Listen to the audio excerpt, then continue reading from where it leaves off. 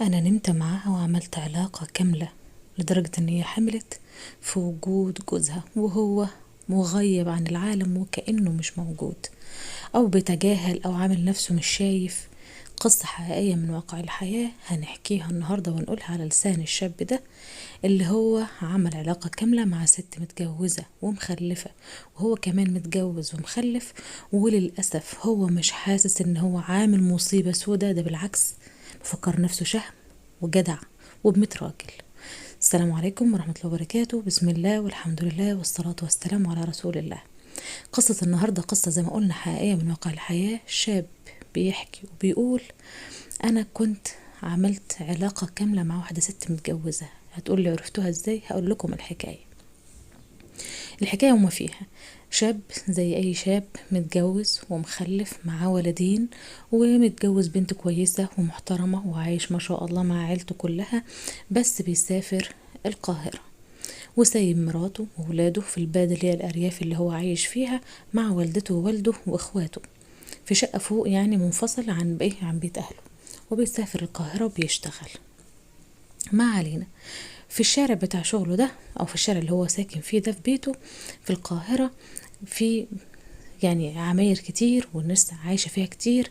المهم ان في يوم لقى جايله مسج من واحدة ما يعرفهاش ولا يعرف شكلها ولا اسمها ولا اي حاجة عنها، لها بتقوله ازيك واخبارك عامل ايه.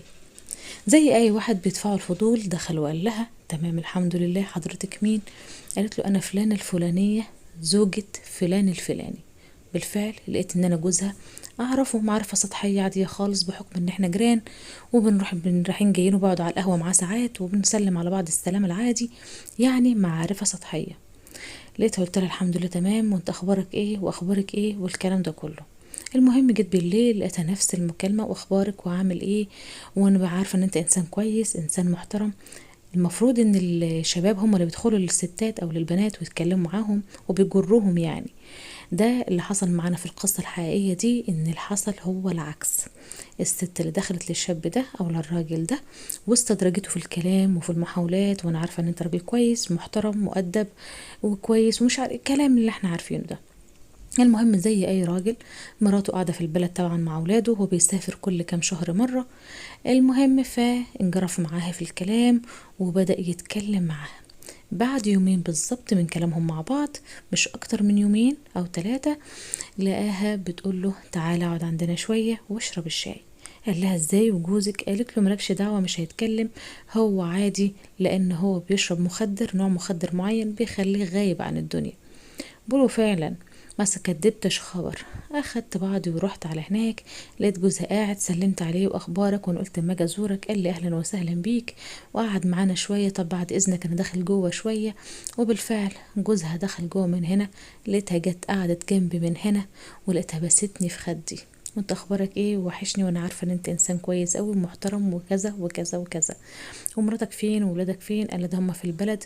وحكيت معاها على قد ما قدرت، ولقيتها بتحط ايديها على رجليا وبتطبطب عليا وتقولي لو عوزت اي حاجة انا موجودة في اي وقت، اعتبرني مراتك اختك اي حد تكون بتعزه وبتحبه، انا موجودة في اي وقت محتاجني، انا موجودة فيه وهتلاقيني فيه. انا اتبسطت زي اي راجل بقى ان طاقة القدر اتفتحت لي، وفي ست هتموت عليا اهيت، والدنيا جميلة معاها، وهي ست متجوزة مش كبيرة في السن ولا اي حاجة، ومعاها بنت حوالي 3 سنين. بالفعل قعدت معاها قعدتي ومع جوزها قعدته، وهو كمان دخل جوه وسابنا شويه، وبعد كده شويه يجي نص ساعه لقيته طالع، اتاري انه داخل بياخد المعلومه بيشم الشغل بتاعه اللي هو المخدر بتاعه.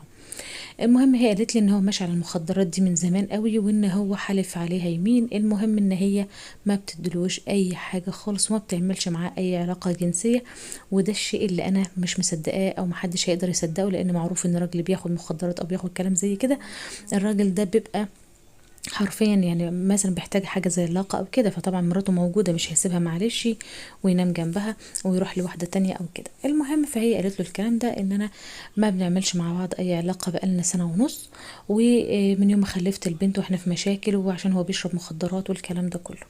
المهم مشى من عندها، وبقول في تاني يوم لقيتها بعت لي رسالة، انا ما كنتش متوقعة ان انت جميل للدرجة دي في وانت قريب مني، لان كنت بشوفك صورتك على النت وكنت دايما متابعة صفحتك والكلام والكلام ده كله. فبقى تعالى عدى عليا معايا شويه ومش عارف ايه. قلت لها خلاص ماشي. قلت لها اجيلك امتى؟ قالت لي في اي وقت. هو طول اليوم قاعد على القهوه وبيجي الساعه 10 بالليل او 11 بالليل، بياخد المعلوم بتاعه وبينام ولا كأنه موجود. تمام. تمام. في اليوم ده خلصت شغل حوالي الساعة 4 العصر كده، واخدت بعض وقلت اما اعدي. عديت عليها في اليوم ده، لقيته فعلا مش موجود. ما اقولكوش على اللي جرى، لبست لي احسن قميص نوم عندها، واقمنا علاقة كاملة زي اي زوج وزوجة. في حياتي ما شفت الليلة دي او الوقت ده، قعدنا كام ساعة مع بعض، كان من اجمل ساعات عمري الصراحة. قضيت معاها الوقت عادي خالص، وخدت بعضي ومشيت. جيت بعدها بكام يوم رحت عملت تاني علاقة. المهم ان عملت حوالي 3 4 مرات علاقة في الاسبوع ده او في ال10 ايام دول. جيت بعدها بحوالي اسبوعين او 3، لقيتها بتقول لي انا في حاجة انا شاكة فيها، بدوخ وبرجع ومش عارف ايه. قلت لها طب ازاي وكده؟ قالت لي مش عارفة، في حاجة هتأكد منها الاول وهرد عليك. لقيتها بالفعل بعت لي صورة على الواتس ان هي جابت اختبار الحمل وطلع ان هو ايجابي. رحت لها في اليوم ده وخدت اختبار حمل تاني، قلت برضو لا يكون بتضحك عليا ولا حاجة. اخدت اختبار الحمل في اليوم ده ورحت لها وعملته قدامي فعلا، وطلع فعلا ان هو ايجابي. طيب طبعا انا ما عنديش اي شك، لان هي قالت لي ان هي بينها وبين جوزها ما فيش ادنى علاقة ولا اي علاقة، يبقى ده حامل مني انا. فانت لو عايزني انزله انزله. فقلت لها لا مش هتنزليه ولا اي حاجة، وانا كراجل محترم وراجل مش عايز ابعد عنها او ابين لها ان انا انت حملت مني ان انا اهرب منك او الكلام ده كله. روحت البلد عندنا وقلت لاهلي والامي والاخواتي، وقلت لمراتي. اي نعم، مراتي صعقت عمرها. قلت لها انا عملت علاقه مع واحده جنبي في هناك في السكن والكلام ده كله، وهي متجوزه ومخلفه، وهي دلوقتي حامل مني والكلام ده كله. قالت لي وازاي ومش عارف ايه الكلام اللي انتوا عارفينه. انا بحاول اختصر على قد ما اقدر في الكلام، لانه هو قايل كلام كتير جدا وكاتب كلام كتير جدا. المهم ان انا قلت لها طب خلاص حاولي ان انت تطلقي بقى من جوزك واتجوزك انا. فبتقول لي لا هو رافض ان هو يطلقني. طيب حاولي اغضبي عن امك. قالت لي انا غضبت قبل كده كتير جدا جدا، وامي بترجعني تاني تقول عشان خاطر بنتك بدل هو مش مقصر معاكي في حاجه، بيجيب لك اكلك وشربك، خلص الموضوع منتهي، انت عايزه ايه اكتر من كده؟ فانا دلوقتي يعني هو ده الخلاصه، ده كل الموضوع اللي تعبه في الموضوع، ان هو مش قادر يطلقها من جوزها عشان يتجوزها هو، وخايف من جوزها لان هو شغال يعني بيشرب مخدرات والكلام ده كله، فهو خايف على نفسه وخايف ان هو مش هيعرف يطلقها منه. لكن هو شايف ان هو كده جدع وشهم وما تخلاش عنها، ومش شايف ان هو عامل مصيبه سودا ان هو زنى واقام علاقه كامله مع واحده ما يحقلوش حتى ان هو يلمس شعره منها، ولا ان هو يشوف يشوف اي حاجه من جسمها.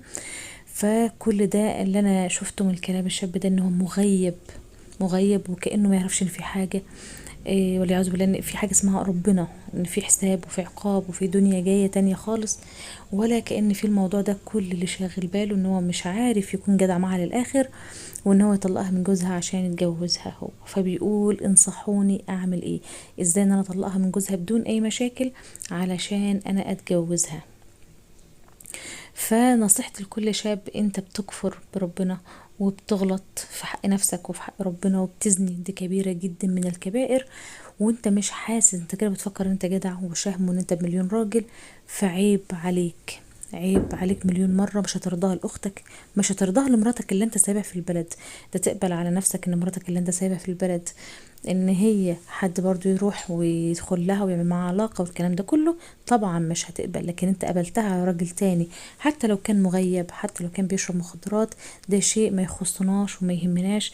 احنا لينا ان احنا ربنا امرنا بحاجة واحنا عملناها، ما عملناهاش، ونهانا عن حاجة ورحنا عملناها.